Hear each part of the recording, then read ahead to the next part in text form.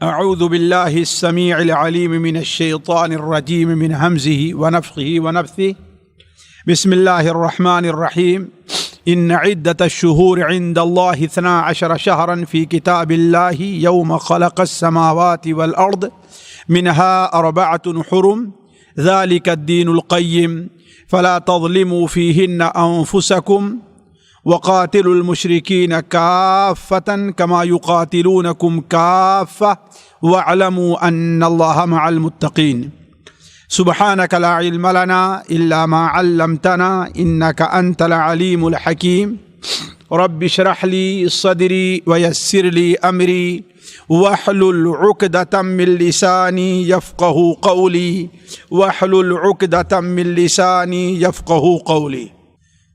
پیارے بھائیوں، اللہ تبارک و تعالی نے اسلامی مہینے کی کل تعداد 12 رکھی ہے۔ اسلامی سال 12 مہینوں پر مشتمل ہے، جنہیں ہم محرم، صفر، ربیع الاول، ربیع الاخر الی ذی الحجہ تک ان ناموں سے ہم جانتے ہیں۔ اسی کو اللہ تبارک و تعالی نے قرآن مجید میں الدین القیم قرار دیا ہے، یعنی سب سے اچھا دین، سب سے درست دین، سب سے سیدھا اور ٹھوس دین۔ اللہ تبارک و تعالی نے یہ 12 مہینے اس دن سے رکھے ہیں جس دن سے اللہ تبارک و تعالی نے آسمان اور زمین کو پیدا فرمایا ہے۔ مہینے کی تعداد اللہ تعالیٰ نے جس دن آسمان اور زمین کو پیدا فرمایا ہے اسی دن سے اللہ تبارک و تعالیٰ نے 12 رکھے ہیں۔ ان عدۃ الشہور عند اللہ 12 شہرا، اللہ تبارک و تعالیٰ کے نزدیک مہینوں کی تعداد کل کتنی ہے؟ 12 ہے۔ فی کتاب اللہ یوم خلق السماوات والارض، اللہ تبارک و تعالیٰ کی کتاب میں یوم خلق السماوات والارض، اسی دن سے جس دن سے اللہ تبارک و تعالیٰ نے آسمان اور زمین کو پیدا فرمایا ہے۔ گویا ان مہینوں کی تعداد اللہ تبارک و تعالیٰ کی مقرر کردہ ہے، اور اللہ تبارک و تعالیٰ نے ہمیں اور آپ کو انہی مہینوں پر اعتماد کرنے کا حکم دیا ہے، اس لیے کہ اللہ تبارک و تعالیٰ اسے ہی دین القیم یعنی ٹھوس اور درست دین قرار دیتا ہے۔ اسی لیے علماء کہتے ہیں کہ مسلمانوں کے اوپر واجب ہے کہ ان کا دینی معاملہ ہے، یعنی مثال کے طور پر روزہ رکھنا ہے، مثال کے طور پر انہیں زکوٰۃ دینی ہے، مثال کے طور پر عورتوں کا معاملہ ہے، ان کا عدت وغیرہ گزارنی ہے، مثال کے طور پر اگر کسی نے نظر مانا ہے کہ ہر مہینے کی 12، 13 یا 13، 14، 15 تاریخ کو میں روزہ رکھوں گا، تو ان تمام معاملات میں اسے انہی مہینوں پر اعتماد کرنا چاہیے۔ کن پر؟ جو مہینے ہم اور آپ محرم، صفر، ربیع الاول، ربیع الاخر کے نام سے جانتے ہیں۔ اسی طریقے سے ان کے دنیاوی معاملات ہیں، تجارت کا معاملہ ہے، لین دین کا معاملہ ہے، کہیں پر آنے جانے کا معاملہ ہے، یہ ساری چیزوں پر کس چیز میں اعتماد کرنا چاہیے؟ اسی اپنے عربی مہینے جسے ہم کہتے ہیں، جو حقیقت میں عربی نہیں بلکہ اسلامی مہینے ہیں، انہی کے اوپر اعتماد کرنا چاہیے۔ ہمیں اگر کسی سے کوئی وعدہ کرنا ہے کہ فلاں تاریخ کو آپ سے جو ہم نے 1000 روپے قرض لیا ہے فلاں تاریخ کو واپس کروں گا، تو یہ تاریخ عربی کے لحاظ سے متعین ہونی چاہیے، اسلامی لحاظ سے متعین ہونی چاہیے۔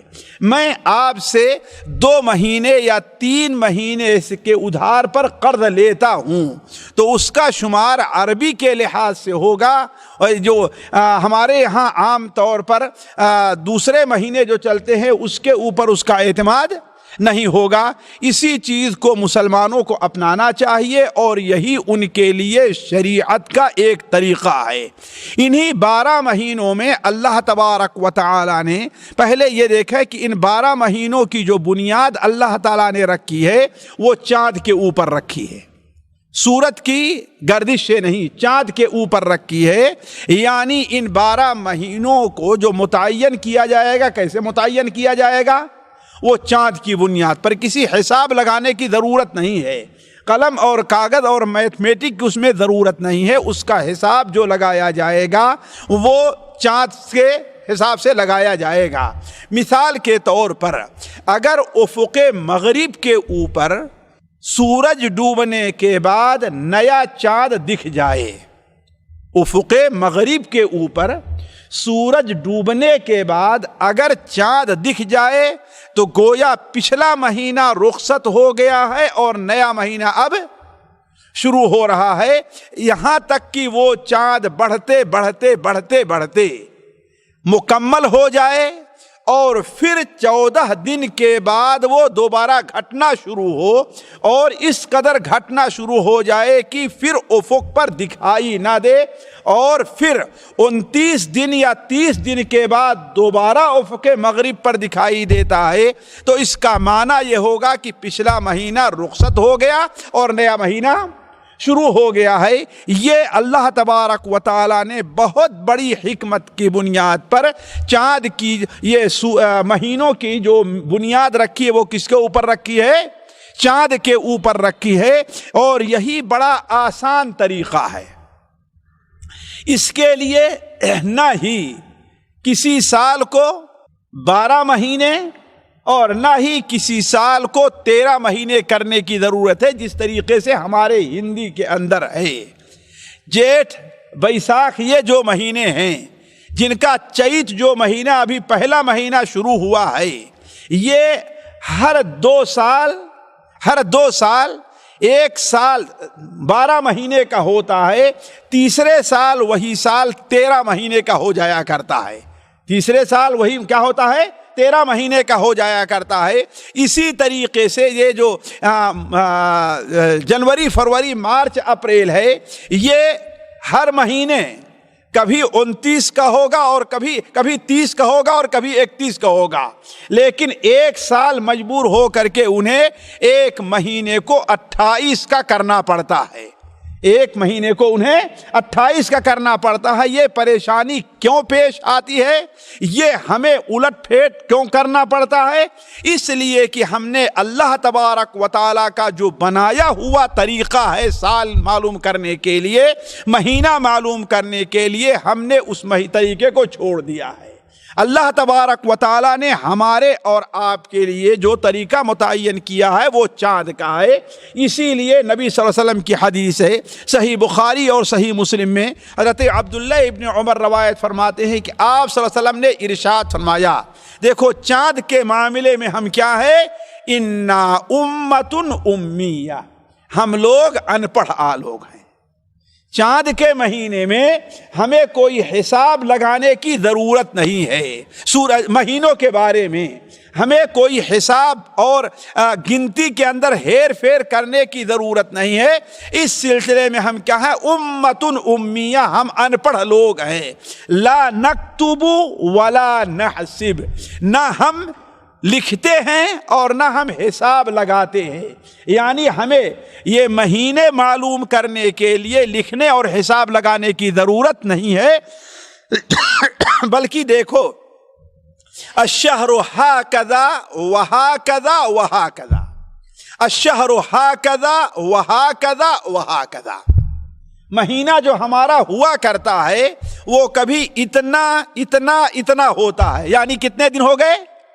30 دن ہو گئے، اور کبھی ہمارا مہینہ اتنا اتنا اور اتنا ہوتا ہے، یعنی 29 دن ہو گئے۔ یہ ہمارے مہینے ہیں۔ اور یہ کیسے معلوم ہوگا؟ کوئی آدمی پڑھا لکھا ہے تو وہ بھی معلوم کر لے گا، ان پڑھ ہے تو وہ بھی معلوم کر لے گا، کسی شہر میں رہتا ہے تو وہ بھی معلوم کر لے گا، دیہات میں رہتا ہے تو وہ بھی معلوم کر لے گا، حضرت مولانا صاحب ہیں تو وہ بھی معلوم کر لیں گے، اور ایک آدمی انگوٹھا چھاپ ہے تو وہ بھی معلوم کر لے گا۔ وہ کیسے؟ اس لیے کہ دیکھے گا کہ افق مغرب کے اوپر چاند نیا نکلا کی نہیں نکلا۔ تو عربی مہینے جو ہوا کرتے ہیں وہ 29 یا 30 دن کے ہیں، 29 اور 30 دن کے ہیں۔ یہ 12 مہینے جو اللہ تبارک و تعالیٰ نے رکھا ہے اسی کو دین قیم قرار دیا ہے، یعنی بہترین دن۔ اور اللہ تبارک و تعالیٰ کی بڑی مصلحت اور ہماری اور آپ کی آزمائش بھی ہے، اس لیے کہ دیکھیے اگر ہمارے یہ جو مہینے ہیں، ہمارے یہ جو مہینے ہیں ہندوؤں کے مہینے کی طرح سے، یا یہ جو سورج سے جو مہینوں کو متعین کیا ان کی طرح سے، اگر مہینہ صرف ایک ہی موسم میں آتا، یعنی مثال کے طور پر معلوم ہے کہ اپریل جنوری، اپریل مارچ اور مئی، اپریل مئی اور جون، اپریل مئی اور جون یہ کیا ہے؟ گرمی ہی میں آئیں گی۔ مئی کا نام آتے ہی ہمارے یہاں کیا ہے؟ تصور آ جاتا ہے سخت گرمی کا۔ جون آتے ہی سخت گرمی کا تصور آ گیا ہے کہ نہیں ہے؟ اسی طریقے سے جولائی اگست آتے ہی ہمارے یہاں بارش کا تصور آ جایا کرتا ہے۔ دسمبر جنوری آتے ہی ہمارے یہاں ٹھٹھرنے اور سخت سردی کا تصور آ جایا کرتا ہے۔ یہی معاملہ جو ہمارے وہ چیت بیساکھ ہیں، چیت بیساکھ کا نام آنے ہی گرمی کا تصور آ جاتا ہے۔ ماگھ پوس آتے ہی اساڑھ، اور اساڑھ آتے ہی بارش کا تصور آ جایا کرتا ہے۔ اسی طریقے سے ماگھ اور پوس آتے ہی سردی کا تصور آ جاتا ہے۔ لیکن عربی کا معاملہ ایسا ہے کہ وہ یہ تصور نہیں ہے کہ ہاں بھائی ربیع الاول ہے تو گرمی ہی میں رہے گا، رمضان ہے تو سردی ہی میں رہے گا، ایسا نہیں ہے، بلکہ اللہ تبارک و تعالی ان دنوں کو پھیرتا رہتا ہے۔ اسی لیے دیکھیں رمضان کبھی سخت گرمی کے موسم میں آتا ہے اور رمضان کبھی سخت سردی کے موسم میں آتا ہے، تاکہ ہر موسم کا مزہ چکھو، روزہ رکھ کر کے ہر موسم کا مزہ تم چکھو، تمہیں اس کا اندازہ ہو کہ ہاں روزہ گرمی کے اندر کیا تصور ہے روزے کا، اور اس کا فائدہ ہوگا کہ اللہ تبارک و تعالی اس پر اگر تم نے صبر کیا تو اللہ تعالیٰ تمہیں مزید اجر سے نوازے گا۔ مثال کے طور پر روزے کا ایک ثواب متعین ہے، لیکن مزید اس سے آگے بڑھ کر کے اگر کوئی انسان سردی کے موسم میں روزہ رکھتا ہے کہ بھوک اور پیاس کا تصور نہیں ہوتا، اولاً دن چھوٹا ہوا کرتا ہے اور ثانیاً ٹھنڈا رہا کرتا ہے، تو ظاہر بات اس روزے کا اجر اس روزے سے الگ ہوگا جو روزہ آج کل ہمارے اور آپ کے اوپر یہ چند سالوں سے آیا ہے یا آ رہا ہے کہ اپریل مئی جون جولائی کے اندر جو یہ روزے آ رہے ہیں کہ دن گرم ہوا کرتا ہے اور کیا ہے لمبا بھی ہوا کرتا ہے۔ تو ظاہر بات ہے اللہ تبارک و تعالی ہماری اور آپ کی آزمائش کے لیے ان مہینوں کو سال کے لحاظ سے ان کے موسم کو بدلتا رہتا ہے، برخلاف دوسرے مہینوں کے۔ یہ جو 12 مہینے ہیں میرے عزیزو، ان 12 مہینوں میں 4 مہینے اللہ تعالیٰ نے بڑے احترام اور حرمت کے رکھے ہیں، جنہیں کیا کہا جاتا ہے؟ حرمت والا، یعنی احترام والا مہینہ۔ احترام یعنی ہم ان کا لحاظ کریں۔ مثال کے طور پر آپ ہیں، آپ ہمارا احترام کرتے ہیں تو اس کا معنی کیا ہوگا کہ آپ ہمارے سامنے زیادہ ہنسیں گے نہیں۔ آپ ہمارا احترام کرتے ہیں اس کا معنی کیا ہوگا؟ ہمارے سامنے کوئی گالی نہیں بکیں گے۔ آپ ہمارا احترام کرتے ہیں تو معنی یہ ہے کہ اگر ہم کسی چیز کا مطالبہ آپ سے کر رہے ہیں تو آپ اس کو پورا کریں گے، اس کا انکار نہیں کریں گے۔ اسی طریقے سے ان مہینوں کے احترام کا معنی یہ ہے کہ ان مہینوں کا لحاظ رکھا جائے اور اللہ تبارک و تعالیٰ کی نافرمانی اور گناہ کے کام کم کیے جائیں۔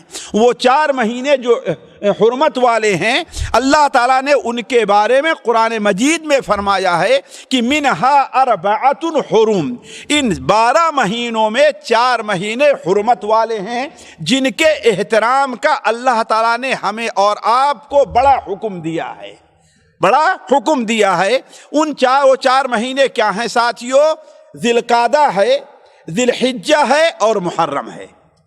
یہ 3 لگاتار ہیں، ذی القعدہ، ذی الحجہ اور محرم اور ایک مہینہ ہے جسے رجب کہا جاتا ہے، ایک مہینہ ہے جسے رجب کہا جاتا ہے۔ یہ 4 مہینے ہیں جو بڑی حرمت والے ہیں۔ اللہ تبارک تعالیٰ قرآن مجید کے اندر فرماتا ہے منہا اربعۃ حرم، یہ 4 مہینے حرمت والے ہیں۔ حضرت عبداللہ ابن عباس رضی اللہ تعالی عنہ اس کی تفصیل بیان کرتے ہیں کہ اللہ تعالیٰ نے سال کے 12 مہینے رکھے، پھر 4 مہینوں کو ان 12 مہینوں میں سے خاص کر لیا ہے، فجعلہن حرما، اللہ تعالیٰ نے ان مہینوں کو حرمت والا مہینہ بنایا ہے، وعظم حرماتہن، اور ان کی حرمت کو بڑی اہمیت دی ہے، اور اس مہینوں میں گناہ کا کام کرنا بڑا عظیم بھاری قرار دیا ہے، اور نیک عمل کرنا لائق ثواب ہے۔ تو یہ 4 مہینے جو حرمت والے ہیں، یعنی ذی القعدہ ہے، ذی الحجہ ہے، محرم ہے، یہ 3 لگاتار ہیں، اور چوتھا کون سا مہینہ ہے؟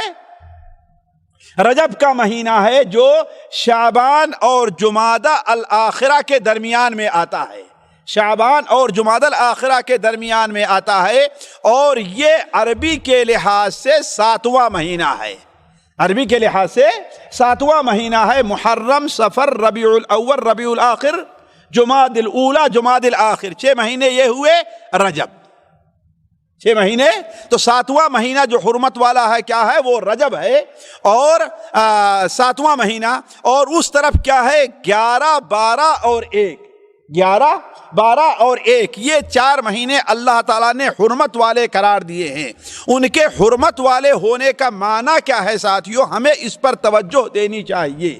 آج جس مہینے سے ہم گزر رہے ہیں، یہ رجب کا مہینہ ہے۔ اس مبارک مہینے، اس حرمت والے مہینے سے متعلق ہمارے یہاں بہت زیادہ غلط فہمیاں پائی جاتی ہیں۔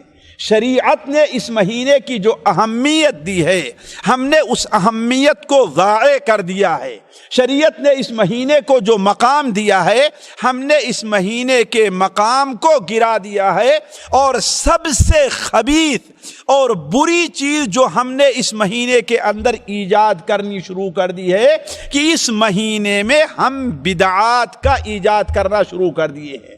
آج واٹس ایپ کے اوپر، فیس بک کے اوپر مختلف آج وسائل یہ جو پائے جا رہے ہیں، ان وسائل کے ذریعے آپ دیکھیں گے رجب کے بارے میں عجیب عجیب قسم کی باتیں ہم اور آپ تک پہنچتی ہیں، اور بعض لوگ بعض حدیثوں کا بھی سہارا لیتے ہیں۔ تو ہم یہ دیکھتے ہیں کہ آخر شریعت کی نظر میں رجب کی کیا اہمیت ہے، اور ہم نے اسے کیا اہمیت دے دی ہے۔ پہلی چیز یہ ہے ساتھیو کہ اس مبارک مہینے میں، ان مبارک مہینوں میں، یعنی صرف رجب میں نہیں بلکہ یہ 4 مبارک مہینے جو پائے جا رہے ہیں، محرم اور ذی الحجہ اور ذی القعدہ اور رجب، ان تمام مبارک مہینوں میں ہمیں اور آپ کو چاہیے کہ ہم کثرت سے نیک عمل کریں۔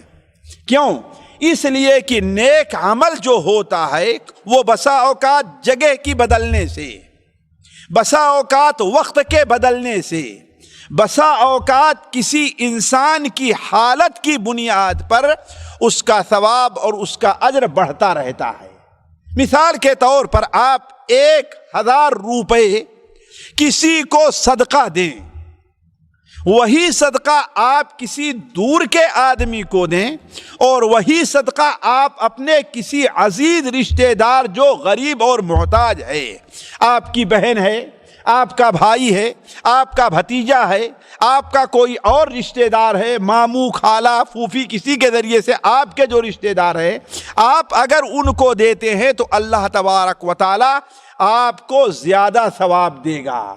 آپ اگر کسی غریب کو دیتے ہیں تو آپ کو صرف صدقہ کرنے کا ثواب ملے گا، اور اگر اپنے رشتہ دار کو دیں گے تو اللہ تعالیٰ آپ کو صدقہ کرنے اور صلہ رحمی کرنے دونوں کا ثواب دے گا۔ حالانکہ 1000 روپے وہی ہے، اس میں کوئی فرق نہیں پڑا۔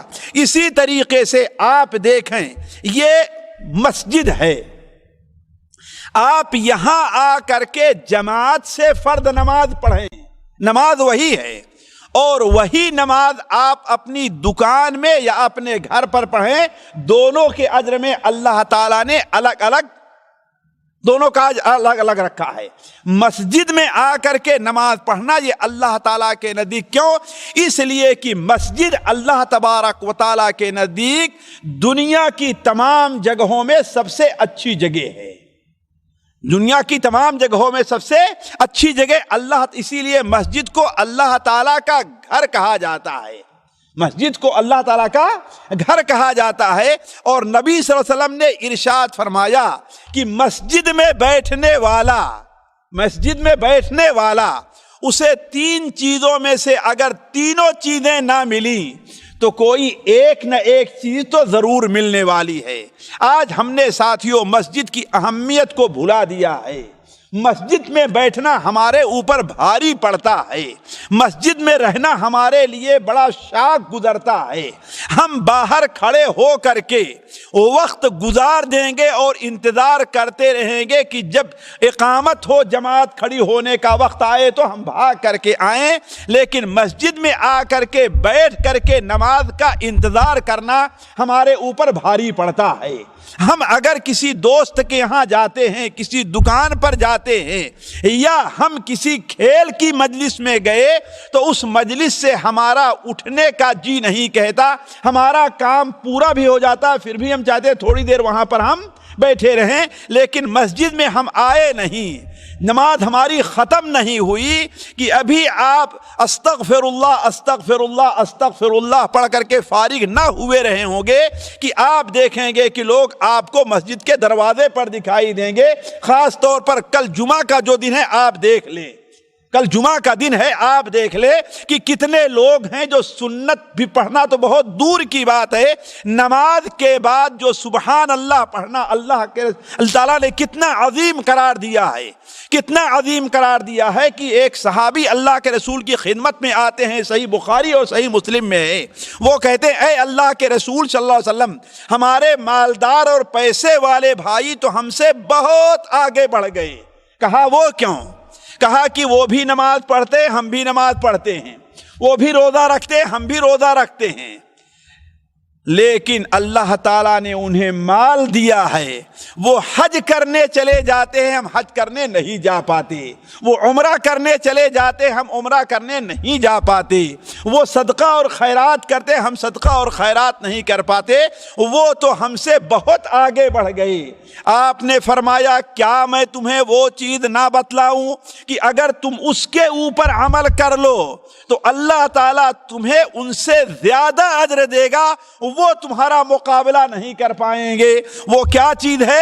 ہر فرد نماز کے بعد 33 بار سبحان اللہ اور 33 بار الحمدللہ اور 34 بار اللہ اکبر کہہ لو۔ آپ اس سے اندازہ لگائیں کہ نماز کے بعد بیٹھ کر کے ان ذکر اذکار کی کتنی اہمیت ہے، لیکن یہ ہمارے اوپر بھاری پڑتا ہے۔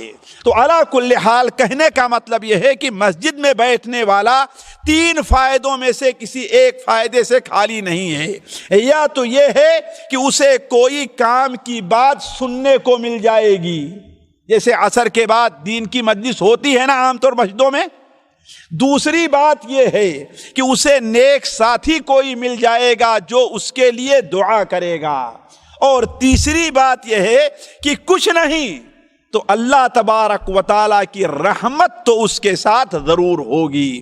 تو علی کل حال بات یہاں سے نکلی تھی کہ بسا اوقات جگہ کے بدلنے سے کسی چیز کا، کسی عمل کا ثواب اور اجر بڑھ جایا کرتا ہے۔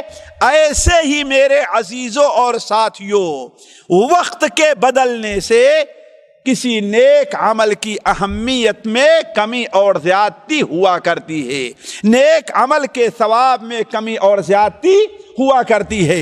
مثال کے طور پر آپ عام مہینوں میں عمرہ کریں اور رمضان میں عمرہ کریں تو کتنا بڑا ثواب ہے۔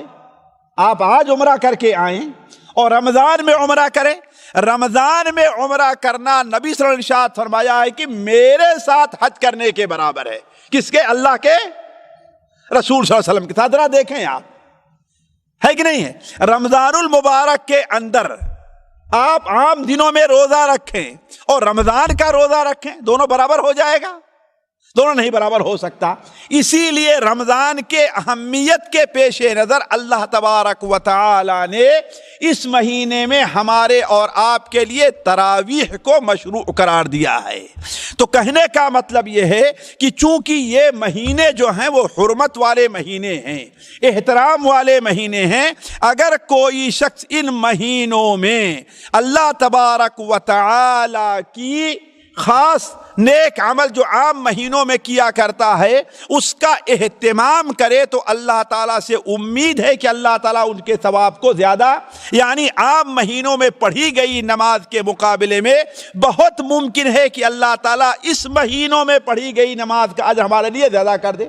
عام مہینوں میں قرآن مجید پڑھنے کا جو اجر ہے بہت بڑا عظیم اجر ہے، لیکن ان مہینوں میں ہم قرآن کے پڑھنے کا اہتمام کریں تو بہت ممکن ہے کہ وقت کی افضلیت کی وجہ سے اللہ تبارک و تعالی ہمارے اجر کے اندر مزید اضافہ کر دے۔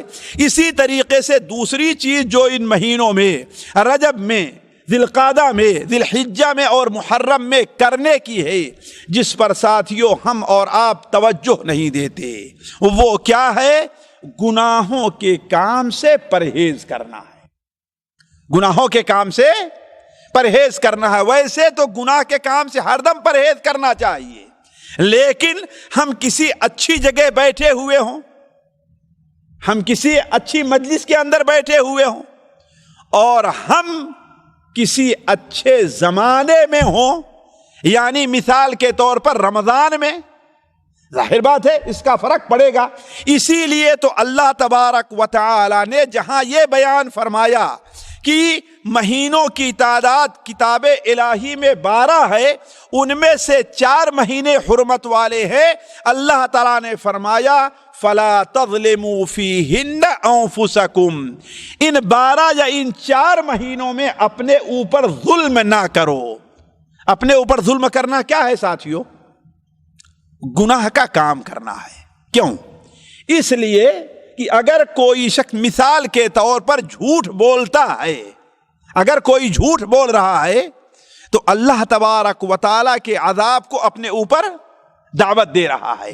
تو گناہ کا کام کرنا یہ کیا چیز ہے؟ گویا اپنے اوپر ظلم کرنا ہے۔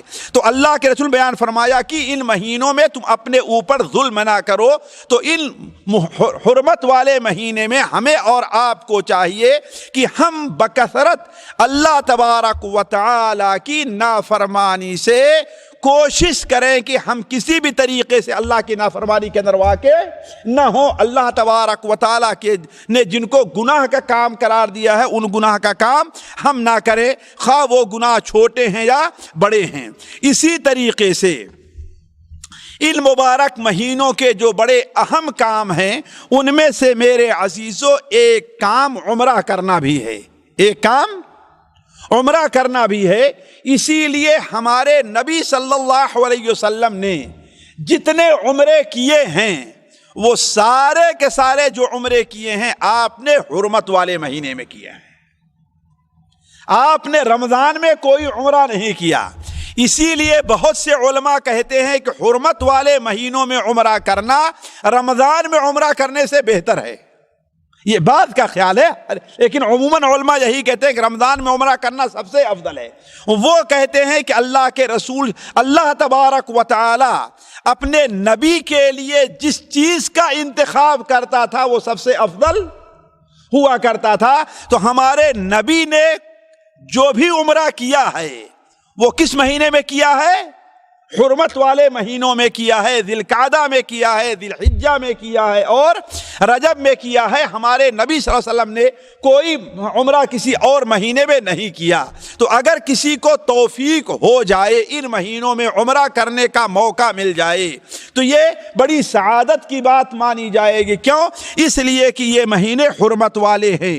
اسی طریقے سے ساتھیوں اس مہینے میں کام کرنے کے تو بہت ہیں، لیکن ایک کام اور بہت اہم ہے جو امت مسلمہ کی بڑی اہم ضرورت ہے، اور وہ کیا ہے؟ باہمی اتفاق اور اتحاد ہے۔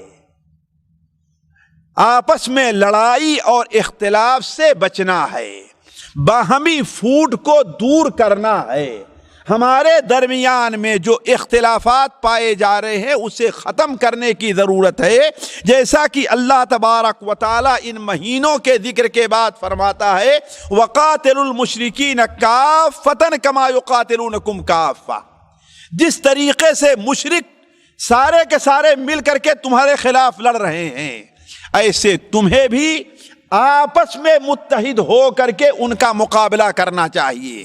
آج آپ لوگ دیکھ رہے ہیں کہ پوری دنیا میں امت مسلمہ کی کمزوری کا جو سب سے بڑا سبب ہے اللہ تبارک و تعالیٰ کے دین سے دوری کے بعد، وہ ان کا آپس میں اختلاف کرنا ہے، آپس میں لڑائی کرنا ہے۔ حالانکہ یہ مبارک مہینہ ہمیں کس بات کی دعوت دیتا ہے کہ ہم آپس میں اتفاق اور اتحاد پیدا کریں، اور ان قسم کی جو تمام برائیاں پائی جاتی ہیں ہمیں اپنے اس سے دور کرنا چاہیے۔ ساتھیوں، یہ چیز اختصار کے ساتھ یہ تھی کہ یہ رجب کا مہینہ جو حرمت والا مہینہ ہے، ہم اس کے اندر ہمیں کیا کرنا ہے اور کیا تصور رکھنا ہے، لیکن بدقسمتی سے ہمارے اور آپ کے ہاں ان مبارک مہینوں میں اور خصوصاً رجب کے اندر بعض ایسی عادات اور بدعات ایجاد ہو گئی ہیں جن کا ہماری شریعت کے اندر کوئی اس کا دخل نہیں ہے، نہ شریعت میں پائی جاتی ہے۔ مثال کے طور پر دیکھیے، چونکہ رجب کا مہینہ حرمت والا مہینہ ہے، اس میں کوئی شک نہیں ہے، اور اس کی حرمت عرب میں بہت مانی جاتی تھی۔ اس کی وجہ کیا تھی؟ اس کی وجہ تو یہ تھی کہ باقی جو 3 مہینے تھے، باقی 3 مہینے عرب کے لوگوں کی عام جو زندگی تھی، آپس میں لڑائی لوٹ مار کرنا، ایک قبیلہ دوسرے قبیلے کے اوپر حملہ کرتا تھا، وہ ان کے بیوی بچوں کو قیدی بنا لیتا تھا اور ان کے مالوں کو لوٹ لیا کرتا تھا۔ یہ ان کی عام زندگی تھی، آپس میں لڑائی کی۔ اسی لیے ان کی ساری طاقت جو ہونی چاہیے آپس میں اسی طریقے سے ختم ہو رہی تھی کہ آپس میں ایک دوسرے کو کاٹتے اور مارتے تھے۔ تو چونکہ کوئی ایسا وقت چاہیے تھا جن میں وہ امن اور چین کے ساتھ رہیں، تو اپنے کفر پر ہونے کے باوجود، ہر قسم کی برائیاں ہونے کے باوجود، ان کے اندر ان 4 مہینوں کا احترام بہت پایا جاتا تھا۔ 4 مہینوں کا احترام بہت پایا جاتا تھا، ذی القعدہ کا، ذی الحجہ کا اور محرم کا۔ اور یہ جو اللہ تعالیٰ نے رکھا تھا، اس لیے چونکہ پورے عرب کے لوگ بیت اللہ شریف کا حج کیا کرتے تھے، اس لیے حج کے مہینے سے 1 مہینہ پہلے اور حج کے مہینے کے بعد 1 مہینہ، یعنی ذی القعدہ کو حرمت والا اور محرم کو، تاکہ آنے جانے میں لوگوں کو آسانی ہو اور ان کے ساتھ چھیڑ خانی نہ کرے۔ عرب کے لوگ اس مہینے میں اپنے دشمن کو چھیڑتے نہیں تھے، اپنے دشمن کو چھیڑتے رہی تھے۔ اسی لیے صحیح بخاری شریف میں ہے کہ نبی کریم صلی اللہ علیہ وسلم کے پاس بنو عبد القیس کا یہ لوگ آج جہاں کیا الاحساء اور حفوف واقع ہے، اس علاقے میں رہا کرتے تھے، نبی کریم صلی اللہ علیہ وسلم کے پاس وہاں سے آئے اور خصوصاً رجب کے مہینے میں آئے، اور آپ سے انہوں نے کہا اے اللہ کے رسول صلی اللہ علیہ وسلم، ہمیں کچھ ایسی بات بتلائیے جس کے اوپر ہم عمل کریں اور ہمارے پیچھے جو لوگ رہ گئے ہیں ان کو یہ بتلائیں، اس لیے کہ ہم آپ کے پاس ہمیشہ نہیں آ پاتے، ہم آپ پاس ان حرمت والے مہینوں میں آ پائیں گے بس، اس لیے کہ ہمیشہ اگر آئیں گے تو راستے میں ہمیں لوٹ لیا جائے گا، ہمارے اوپر ڈاکہ ڈالیں گے، قتل کریں گے، لیکن جب حرمت والے مہینے میں آئیں گے تو چونکہ یہ مہینہ اکیلے 1 مہینہ پڑا، جو وقت بڑا کم تھا، اس لیے عرب کے نزدیک خاص طور پر جو دور مکہ مکرمہ سے دور کے علاقے تھے، ان علاقوں میں رجب کی اہمیت دوسرے مہینوں سے بہت زیادہ تھی، بلکہ رجب کے مہینے میں صحیح بخاری شریف وغیرہ میں تو یہاں تک ہے کہ وہ لوگ اپنا کوئی ہتھیار صحیح سالم نہیں رہنے دیتے تھے، تلوار کو میان میں رکھتے تھے، بلکہ بسا اوقات تلوار کی دھار کو توڑ دیتے تھے، اتنا احترام کرتے تھے تاکہ ہمارے پاس اس مبارک مہینے میں کسی پر حملہ کرنے کے لیے کوئی ہتھیار نہ رہ جائے۔ جو نیزہ ہوا کرتا تھا اور جو اس کے سرے کے اوپر جو انی بنی رہا کرتی تھی اس کو کھول کر کے نکال کر کے صندوق میں بند کر دیا کرتے تھے. یعنی یہ احترام کرتے تھے کہ کوئی بھی ہتھیار ان کے پاس نہ رہ جائے تاکہ اپنے مخالف کے اوپر ہم حملہ نہ کر سکے. اور یہ بات صحیح بخاری شریف کے اندر ہے. صحیح بخاری شریف میں ہے کہ ایک صحابی ابو رجاء عطاردی کرتے ہیں کہ ہم لوگ ان دنوں میں یعنی رجب کے مہینے میں یہ ساری چیزیں اپنا ختم کر دیا کرتے تھے. تو چونکہ ان کے یہاں اس کا بڑا اہتمام تھا اس مبارک مہینے کا، اسی لیے اس مبارک مہینے کے 1 درجن سے زائد نام پائے جاتے تھے. جس طریقے سے آدمی جس چیز کو بڑی محبت کرتا ہے جس سے اس کے مختلف نام رکھ لیتا ہے. اپنا بچہ ہے اسے کہتا ارے یہ تو میرا نور ہے، یہ تو میرا چراغ ہے، یہ تو میرا دل ہے، یہ تو میری خوشی ہے. یعنی اس قسم کے نام کیوں؟ اس لیے کہ اس سے بڑی محبت ہوا کرتی ہے. تو عرب کے اندر بھی اور ہمارے یہاں بھی یہ ہے کہ انسان جس سے محبت کرتا تھا اس کے بہت سے نام رکھ لیا. تو رجب کے تقریباً عرب کے اندر 1 درجن سے زائد نام پائے جاتے تھے، 1 درجن نام. اسی طریقے سے عرب کے مہینے میں وہ رجب کے مہینے میں بعض ایسی عبادت انجام دیا کرتے تھے جو کسی دوسرے مہینے میں نہیں. مثال کے طور پر خصوصی طور پر وہ پورے سال روزہ نہ رکھیں لیکن رجب کے مہینے میں روزہ رکھنے کا اہتمام کیا کرتے تھے. رجب کے مہینے میں روزہ، جبکہ ہماری شریعت میں نہیں، ہماری شریعت میں سب سے اہم روزہ کیا ہے؟ رمضان کے مہینے کا ہے. ہماری شریعت میں رمضان کے بعد سب سے اہم روزہ شعبان کے مہینے کا ہے. ہماری شریعت میں حرمت والے مہینوں کا روزہ ہے لیکن صرف رجب کا نہیں بلکہ محرم کا روزہ رمضان کے بعد نفل سب سے اہم ہے. اسی طریقے سے دیگر مہینوں بھی روزہ رکھنا اہم ہے، صرف رجب کا نہیں. لیکن عرب کے یہاں یہ تھا کہ تمام مہینوں میں سب سے زیادہ اہمیت اس مہینے میں روزے کی دیا کرتے تھے. اسی طریقے سے ایک اور چیز ان کے یہاں پائی جاتی تھی کہ رجب کے مہینے میں رجبیہ کہا کیا کرتے تھے. وہ لوگ کیا کرتے تھے؟ وہ رجبیہ کا معنی کیا ہے؟ یعنی اس مبارک مہینے میں ایک بکری ذبح کر کے غریبوں پر تقسیم کیا کرتے تھے. ایک بکری ذبح کر کے غریبوں پر تقسیم کیا کرتے تھے.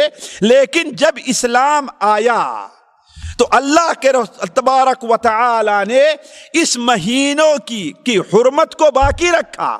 البتہ اس کے اندر جو بدعات وغیرہ پائی جاتی تھی ان بدعات کو ختم کیا. لیکن شیطان بڑا چالاک اور ہوشیار ہے، مسلمانوں کو ہر طریقے سے گمراہی میں مبتلا کرنا چاہتا ہے اور ان کے باپ دادا کے اندر جو برائیاں پائی جاتی تھی ان برائیوں کو ان کے یہاں رائج کرنا چاہتا ہے. جیسے آج ہے ہمارے یہاں بہت سے لوگ بہت سی چیزوں کو برا سمجھتے ہیں لیکن کیا کہتے ہیں؟ کیا کرے؟ باپ دادا کے زمانے سے چلی آ رہی اس لیے اسے کیسے ہم ختم کریں. بہت سے لوگوں سے آپ کسی چیز کے بارے میں کہیں تو کہیں کیا کریں، یہ باپ دادا کی ہمارے رسم رواج ہے، اس کو ختم کرنا مشکل ہے. تو یہ وہی جاہلی بدعت ہے جو ہمارے یہاں پائی جا رہی ہے. اور اسی چیز کو رجب سے متعلق بھی شیطان نے ہمارے اور آپ کے درمیان میں دوبارہ واپس کیا. حالانکہ یہ بات اچھی طریقے سے سن لیجئے، آج واٹس ایپ کے اوپر، فیس بک کے اوپر آپ کو مختلف حدیثیں ملیں گی. ایک حدیث تو یہ ملے گی کہ جو شخص پہلی رجب کو رمضان کی آمد کی مبارکبادی دے گا اس کو اتنا ثواب ملے گا. اور یہ ہے کہ جنت میں ایک نہر ہے جسے رجب کہا جاتا ہے، جو شخص اس مہینے کا روزہ رکھے گا اسے یہ اجر ملے گا اور اس نہر سے پانی پینے کو ملے گا. ہم رجب کی اہمیت یعنی حرمت والے مہینے ہونے کا انکار نہیں کرتے، لیکن رجب کے لیے خاص کوئی حدیث اللہ کے رسول سے نہیں ہے. رجب کی وہی فضیلت ہے جو ذی القعدہ کی ہے، رجب کی وہی اہمیت ہے جو محرم یعنی دیگر حرمت والے مہینوں کی ہے، رجب کی اس سے ہٹ کر کے، اسی لیے تمام علماء کا اس سلسلے میں اتفاق ہے، جتنے بڑے بڑے علماء گزرے ہیں، کہ رجب کے بارے میں کوئی خاص حدیث اللہ کے رسول سے ثابت نہیں ہے۔ بعض لوگ یہاں پر جب ان سے کہا جائے تو کہتے ہیں ارے بھائی حدیث تو ہے، ضعیف ہے نا، لیکن حدیث تو ہے۔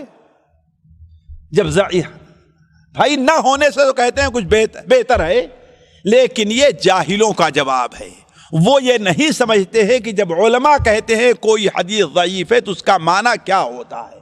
اس کا معنی یہ ہوتا ہے کہ اللہ کے رسول صلی اللہ علیہ وسلم کا فرمان ہونا یہ ثابت نہیں ہے۔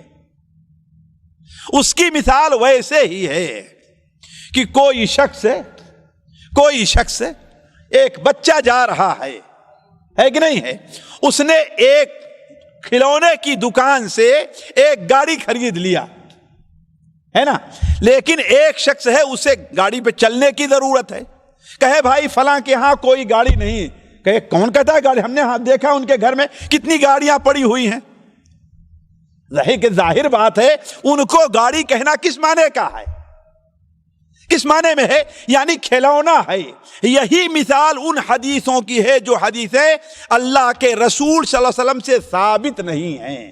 کیوں ساتھیوں، یہ دین کا معاملہ ہے، جو بات اللہ کے رسول سے ثابت نہیں ہوگی اس کے اوپر عمل، اور اگر اس کے اوپر عمل کیا گیا تو اسی طریقے سے بدعت کے دروازے کھلتے جائیں گے۔ تو پہلی چیز تو یہ ہے کہ اس سلسلے میں کوئی بھی حدیث نبی کریم صلی اللہ علیہ وسلم سے نہ رجب کے روزے سے متعلق ثابت ہے، خاص کر کے نہ وہ نماز جس کو صلاۃ الرغائب کہتے ہیں کہ اس مہینے میں نماز پڑھی جائے اس سے متعلق ثابت ہے، اور نہ ہی اس مہینے کا جو سب سے بڑا کام ہمارے ہاں پایا جاتا ہے، سب سے بڑا کام وہ کون سا کام ہے؟ رجب کے کنڈے ہیں، رجب کے کنڈے جو بنائے جاتے ہیں، اور بعض جگہ تو اس کا اتنا اہتمام کیا جاتا ہے، ہم نے بھی یہاں آ کر کے سنا، ہم تو اپنے یہاں جانتے نہیں تھے رجب کا کنڈا کیا ہے، یہاں سنا اس قدر اہتمام ہوتا ہے کہ عید کی سیوئیوں کا اتنا اہتمام نہیں ہوتا، عید کے دن سیوئیاں بنانے کا اتنا اہتمام نہیں ہوتا، اور جس قدر ثواب کا کام رجب کے کنڈے کو سمجھا جاتا ہے اس مبارک مہینے میں کسی اور کام کو سمجھا، لیکن رجب کے کنڈے کا جو معاملہ ہے، پہلی چیز تو یہ ہے یہ خالص انڈین میڈ بدعت ہے، انڈیا میڈ بدعت۔ آج عرب کے اندر کسی جگہ چلے آپ یہ نہیں پائیں گے، آپ یورپ میں ہمارے وہی لوگ جو اپنے گئے ہیں ان کے ہاں پائی جائے، لیکن وہ مسلمانوں کا جو وہاں کا علاقہ ہے وہ چیز نہیں پائی جائے گی۔ اور یہ چیز بھی ہندوستان میں 19ویں صدی 18ویں صدی کے آخر سے شروع ہوئی ہے، 19ویں صدی سے، اس سے پہلے ہندوستان کے کسی عالم نے اس کا ذکر نہیں کیا ہے، اور بدقسمتی سے اس کے لیے ایک قصہ بھی لوگ گڑھ کر کے لے آئے ہیں۔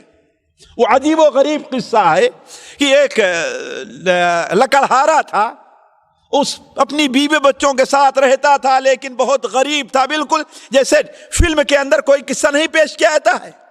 پتہ نہیں ہمارے ہندوستان کے فلم بنانے والوں نے ان کے سامنے یہ قصہ کیوں نہیں پڑھا کہ اس قصے کو بھی فلم بنا لیں۔ بالکل وہی افسانہ ہے جیسے فلموں کے اندر بنا کرتا ہے کہ لکڑہارا تھا، اس کے ہاں بڑی پریشانی تھی، وہ لکڑیاں کاٹتا تھا، بیچتا تھا، اپنے بچوں کو کھلاتا پلاتا تھا۔ ایک دن وہ بڑا پریشان ہوا تو سوچا کہ اپنے گاؤں سے نکل کر کے کہیں پردیش میں چلتے ہیں، وہاں چل کے کمائی کریں گے۔ وہاں گیا تو وہاں بھی اس کا کام نہیں چل رہا، اس کی بیوی بچے یہاں پریشان ہیں، تو اس کی بیوی نے سوچا کہ کیا کرتے ہیں، چل کر کے کہیں پر ہم مزدوری کرنا شروع کر دیتے ہیں۔ تو چونکہ ایک وزیر کے گھر میں گئی اور وہاں جا کر کے اس نے مزدوری کرنا شروع کیا، مزدوری کرتی، جو 2-1 پیسے ملتے جا کر اپنے بچوں کا پیٹ پالتی۔ تو کہتے ایک دن وزیر کے یہاں وہ جھاڑو دے رہی تھی کہ ادھر سے اللہ کے ایک بندے حضرت جعفر بن محمد الصادق رحمہ اللہ کا ادھر سے گزر ہوا اور اپنے چند ساتھیوں کے ساتھ جا رہے تھے۔ انہوں نے اپنے ساتھیوں سے کہا ہاں بھائی آج کون سی تاریخ ہے؟ تو کہا آج 22 رجب کی تاریخ ہے۔ کون سی تاریخ ہے؟ 22 رجب۔ اور کہا اس تاریخ کو جو آدمی ایک غیر مستعمل، جس کو استعمال نہ کیا ہو، کوئی مٹکا اور کنڈا لے کر کے آئے اور اس میں پھر پتہ نہیں ایک لمبی چیز ہے کس طریقے سے پوڑیاں بنائے اور اس میں کیا کیا چیزیں رکھے، پھر اس کو پکائے اور اس پر میرے نام کا فاتحہ دے، پھر غریبوں میں تقسیم کر دے، تو اس کے ساری تمام ضروریات پوری ہو جائیں گی۔ اگر اس کے اوپر کوئی مصیبت آئی ہے تو وہ ٹل جائے گی، اگر اس کی ضرورت پوری نہیں ہوتی تو قیامت کے دن میرا دامن پکڑ لے گا۔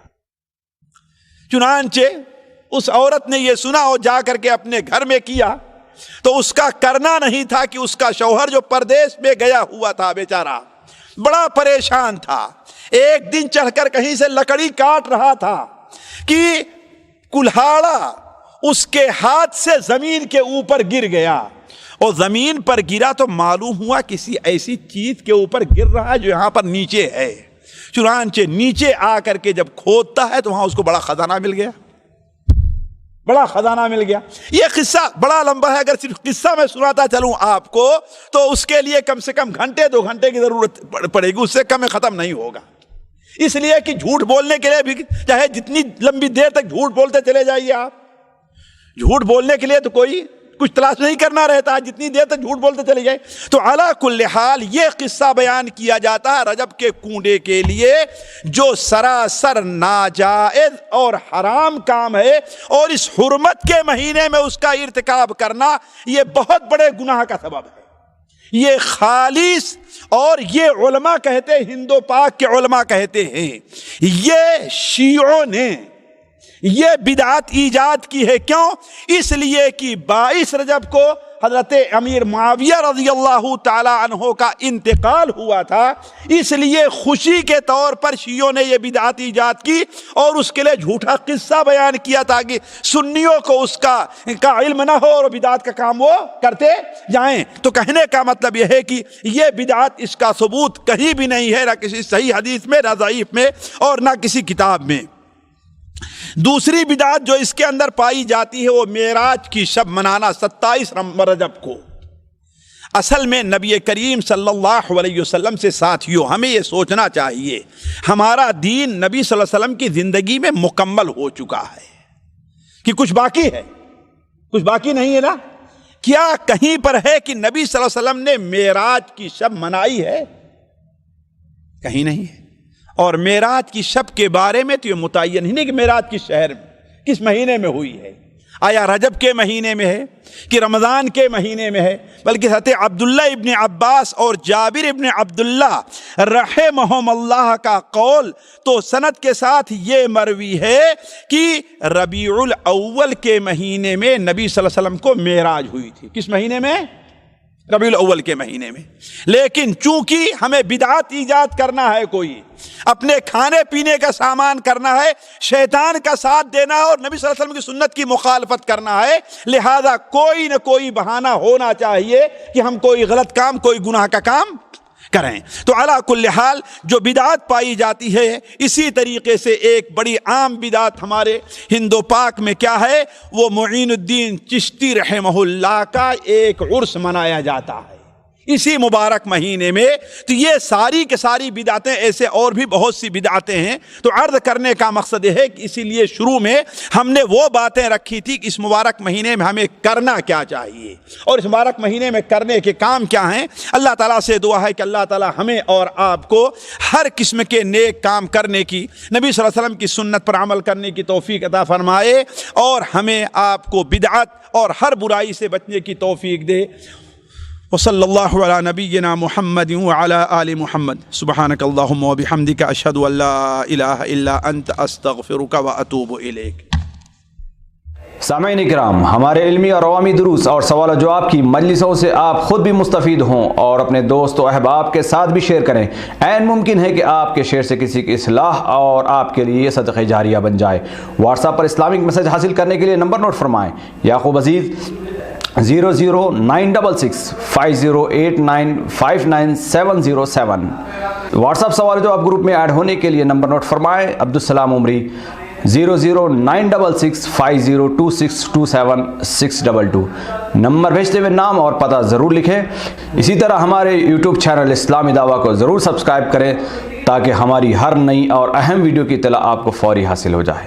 تمام دروس، مقالات اور سوال و جواب سیریز کے لیے ہماری مشہور ویب سائٹ www.islamidawah.com کا مشاہدہ کرتے رہیں. السلام علیکم ورحمۃ اللہ وبرکاتہ.